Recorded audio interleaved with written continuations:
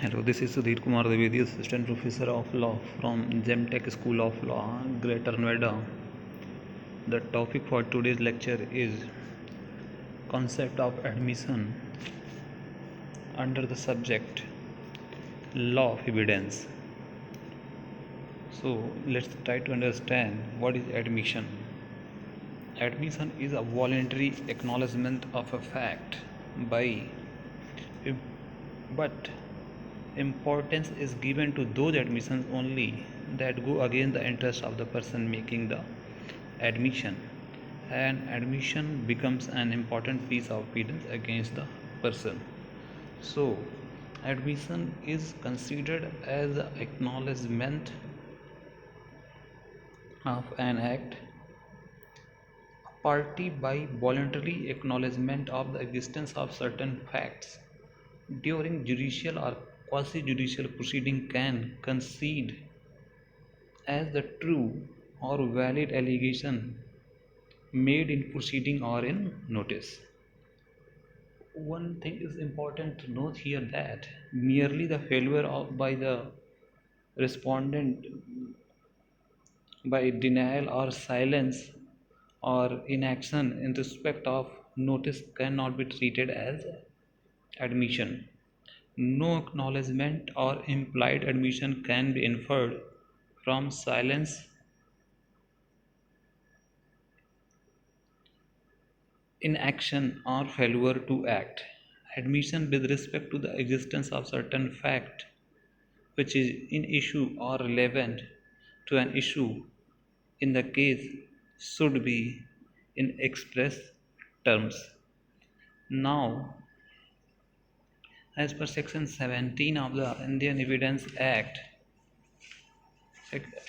before going to the section 17 of the Indian Evidence Act, it is important to understand here that in Indian Evidence Act from section 17 to 20 is related with the definition of the admission, and section 20 gives as to which party to the proceeding can use admission, that is, it gives as to whom an admission by one person can be proved by another, and when and in what circumstances it can be proved by the person making the statement. And section 22 excludes the oral evidence against the contents of the document. So this is the division of the chapter uh, of the Indian Evidence Act, which is related with the admission. So as per section 17, if we read the section 17, we find out that it defines admission as a statement which may be in oral or documentary or electronic form, suggesting any inference as to any concerned fact and is made by any one of the person and under the circumstances mentioned below. So here under the circumstances mentioned below means mentioned in further section in the coming section of the act. Uh, the first part of the section 17 declares that admission may be oral or documentary, or it may be in electronic form. But what is the requirement? It, as for section 17, it is suggesting any inference as to any concerned fact is suggest an inference, means whatever has been stated by the person who is making a statement, such statement if falling in the category of admission, by that fact, by that statement some inference can be drawn, then it will be considered as a admission. So if we analyze, we can say that an admission is a statement, oral or documentary, which gives some inference regarding certain facts. It can also be understand like this, that when some person admits any fact, it gives some inference to the other person, that suppose I am admitting any fact, then on the basis of that fact someone can inference some other thing on the basis of that fact. Now section 18 defines that admission whom admission can be made. As we know that the last para of the section 17 was that, last line of the section 17 was that under the circumstances mentioned below. Mentioned below means the further section, and the section 18 is the further extension of the section 17, who declares that who can make the admission. So as per this section, an admission may be made by a party to the proceeding or his agent, by a suitor in a representative character, by a party interested in subject matter, by a person from whom interest derived. These person can make a statement. So first is a party to the proceeding. So it's very easy to understand. A party to the proceeding, persons who are not parties to the record but who are interested in the subject matter of the suit are considered by law as the real parties in interest, and accordingly their admission have the same weight as though they were parties on record. Suppose for example a suit is brought by a guardian for a minor. The statement of guardian will not be an admission against the minor. The admission of a fact in dispute by a party to the suit or proceeding is very important piece of evidence. It has been held that what is admitted by a party to be true must be presumed to be true unless the contrary is shown. Now next is admission by assent to any party whom the court regards under the circumstances of the case are expressly or impliedly authorized by the to make them. So if the admission has been by an agent who are expressly or impliedly authorized, they can also make an admission. And third one is the party to the suit in or being sued in representative capacity. So if the person is representing, suppose one person is representing more than two, you can say the person in the who are party in the case, then suppose for like example you can say a representative suit has been filed, then the admission by the representative will also be taken as admission. Then the person who have a proprietary or pecuniary interest in the subject matter of the proceeding may also make an admission, and person from whom the parties to suit have derived their interest in the subject matter of the suit, if the statement are made during the continuance of the interest of the person making the statement. So from whom the interest has been derived, they can also make the admission. Suppose A is the owner of a house and he is in possession of it. While in possession and vested with the ownership of the house, he makes a statement that he has mortgaged the house to B for 1000. Afterwards, he sells the house to C. B files a suit to recover the 1000 by the sale of the house. C contends that the house was never hypothecated to B. Here B can prove the statement of A. This statement of A will be admissible against C because it was made by A from whom C has derived the title or interest. That's why this will be admission against the person from whom the parties derive the interest. Now section 19 is regarding that admission by persons who position needs to be proved. As per this section, a statement made by a person whose position or whose liability is necessary to prove as against any party to the suit or admission, if such statement would be relevant as against such person in relation to such position or liability in suit brought by or the maid if the maid while the person making them occupies such position is subject to such liability.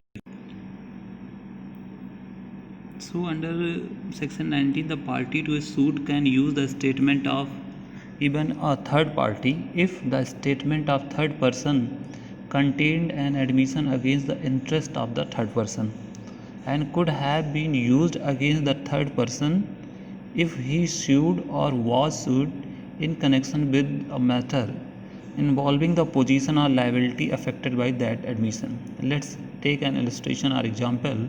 Suppose given under this section itself in the Ware Act, the liability of A to pay B arises from the liability of C to B. Therefore, if A states that he owed rent to B, will be admissible as against A, provided that the statement was made while the liability against C was existing. If at the time when C admitted the liability, when the debt against him was time barred, the statement will not be relevant. So, suppose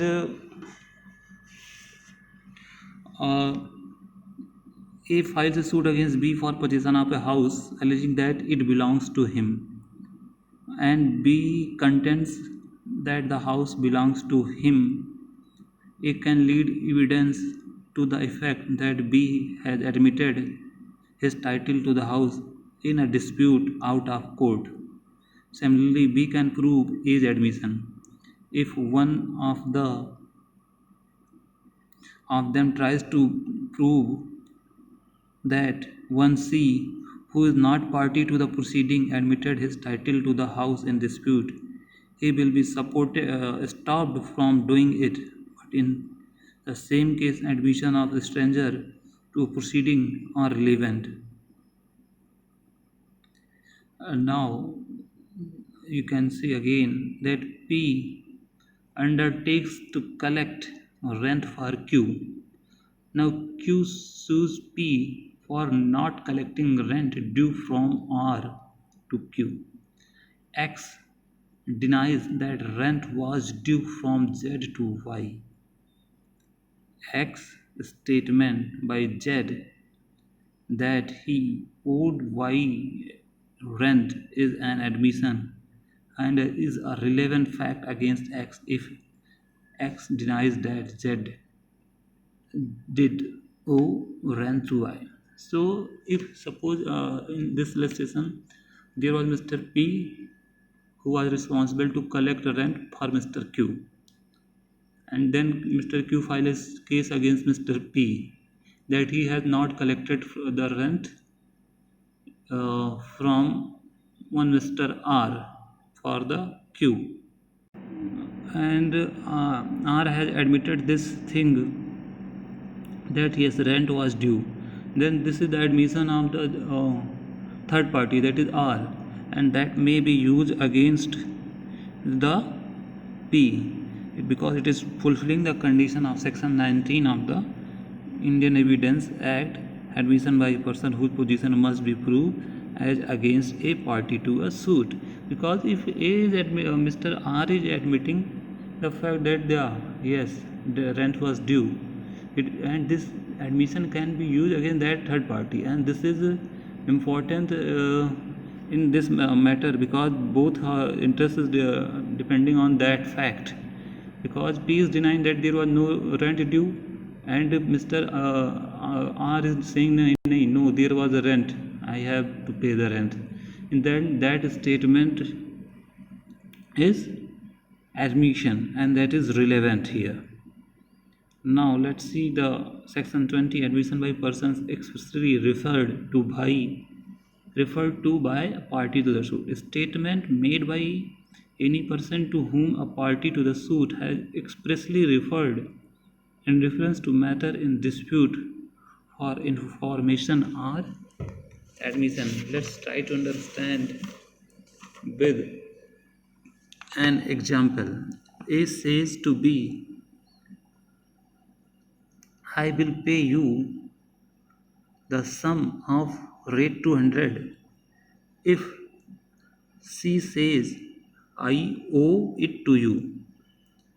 On reference, C says A owes rate 200 to B. This statement of C will be proved against A as his admission under section 20 because the C was referred by A, that to the referred by A, that if he matter a dispute gives some information, that will be admission and that will be relevant.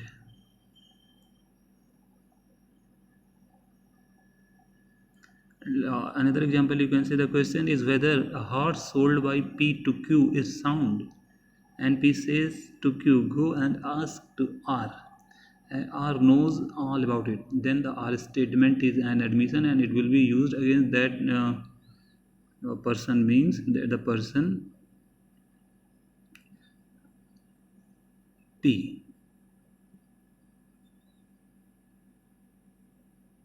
Now let's see some case laws under this. It is one case is Chekham Koteswar Rao versus Subba Rao AIR 1981. In this case, Supreme Court held that before the right of a party can be taken to be defeated on the basis of an alleged admission by him, the implication of the statement must be clear and conclusive. Court what said that if you are using the admission of a party against him, then it must be very clear and conclusive. There should not be any doubt or ambiguity in the statement. It further cleared that it is necessary to read all of his statement together, and hence stray elements elected in cross-examination cannot be taken as admission.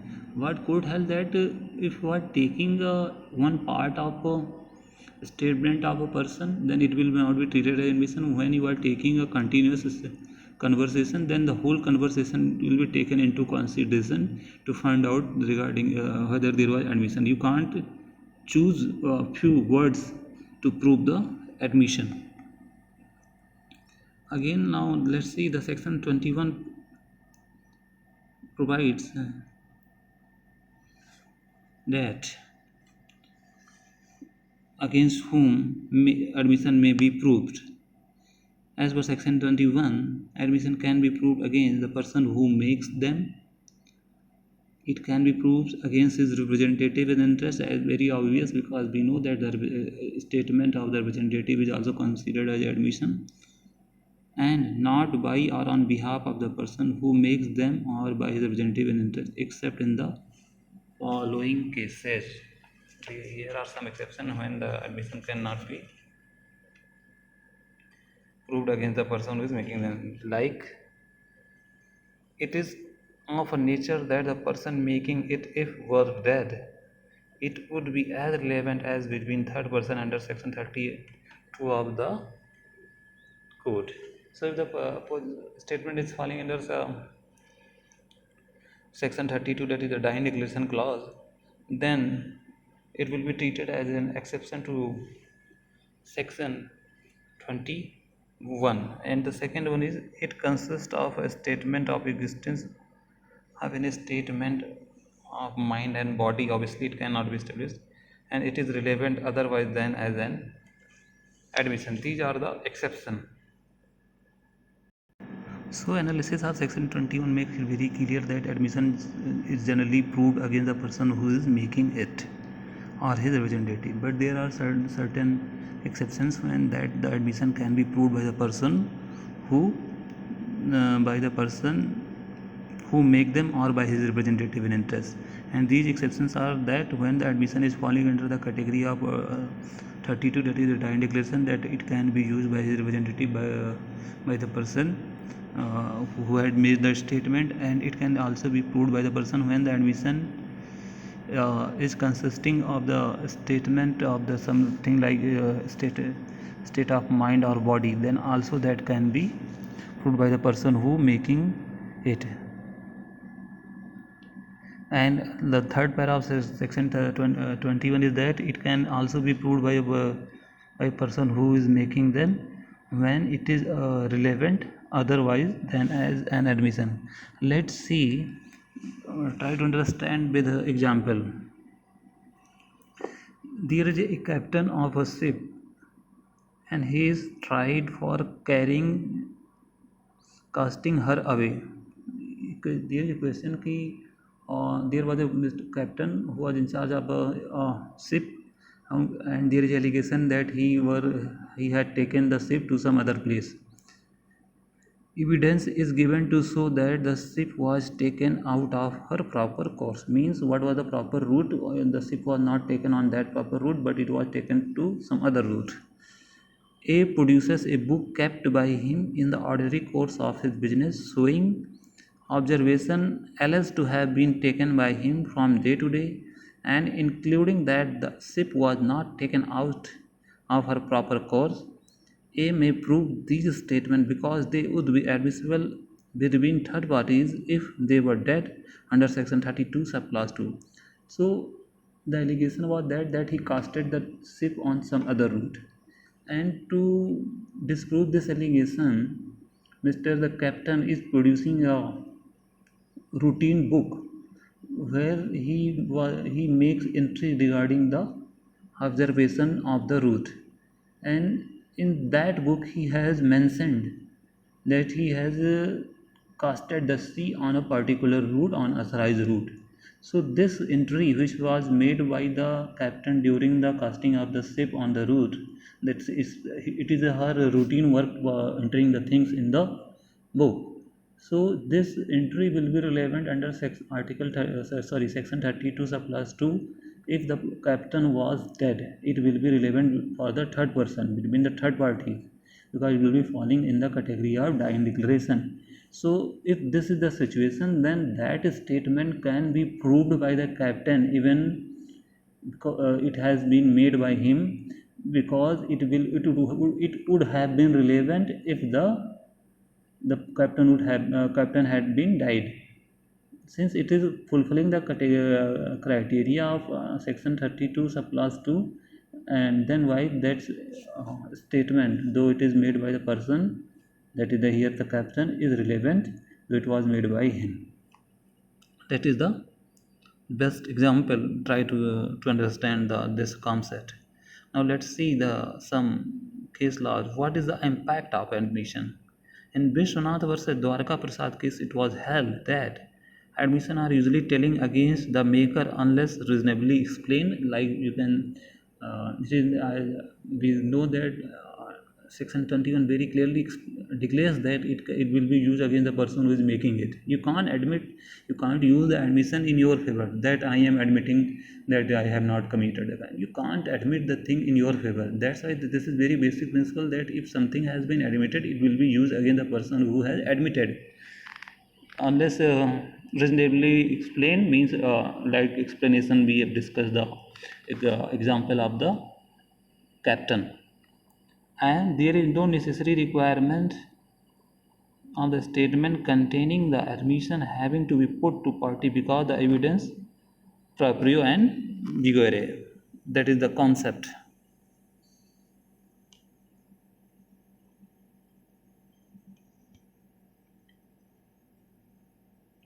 Then another case is Bhogilal Chunnilal Pandya versus State of Bombay. In this case also, the court tried to explain the concept of this admission, and it was held by the court that admission is generally used against the person who is making the admission, and there are certain exceptions which has been laid down under section 21 itself, and if those the statement is falling in that category, then only that can be used by the person who make the statement. That's all about the concept of admission under the Indian Evidence Act.